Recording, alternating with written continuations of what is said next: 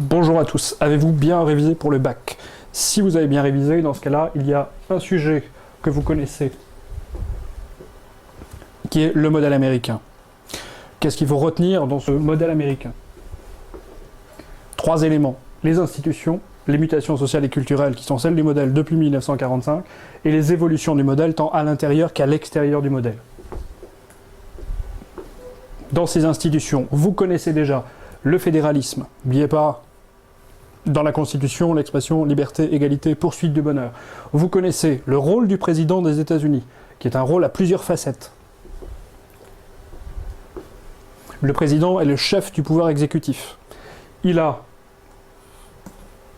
des relations très étroites avec le pouvoir législatif. Ce pouvoir législatif est organisé autour de 2 institutions, la Chambre des représentants et le Sénat. Et vous avez un 3e pouvoir qui est le pouvoir judiciaire. Je n'insiste pas là-dessus.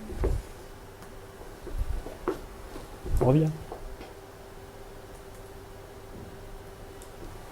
Il y a donc ce qu'on appelle un bicaméralisme aux États-Unis. Bien, depuis 1945, ce modèle subit des mutations sociales et culturelles importantes. Vous avez d'abord un poids de plus en plus important pris par les médias. Vous connaissez un certain nombre de firmes multinationales qui sont liées aux médias, je n'insiste pas là-dessus.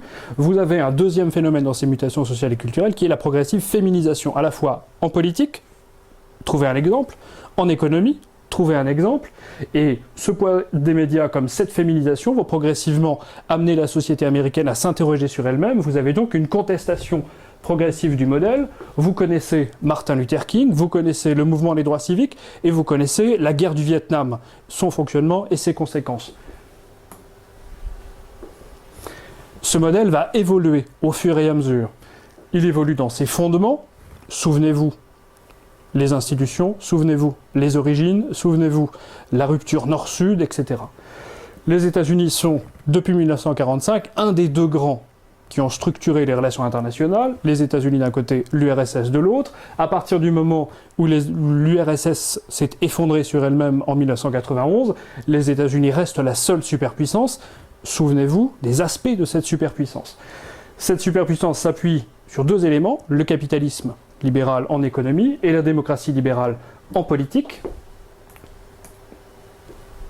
Ce capitalisme libéral, vous connaissez cette photographie, c'est la photographie de la bourse de New York à Wall Street. Attention, Wall Street, c'est le nom de la rue. La bourse a de multiples, un fonctionnement assez important, un fonctionnement assez structuré que vous avez déjà vu dans le cours sur la mondialisation. Les États-Unis sont-ils aujourd'hui une hyperpuissance ou sont-ils une superpuissance? C'est un sujet sur lequel vous devez réfléchir. En tout cas, ce cours sur le modèle américain est-il un sujet chaud pour le bac? Oui, dans ce qu'il a comme organisation, oui, dans tous les aspects qu'on a vus. Peut-il tomber au baccalauréat? Dans une échelle du plus important vers le moins important, je dirais le moins important. Vous ne pouvez pas avoir de composition sur le modèle américain. En revanche, tous les aspects du modèle américain, vous devez les connaître pour juger les relations internationales depuis 1945 ou pour juger en géographie, pour expliquer en géographie la mondialisation de l'économie. Bref, bonne chance.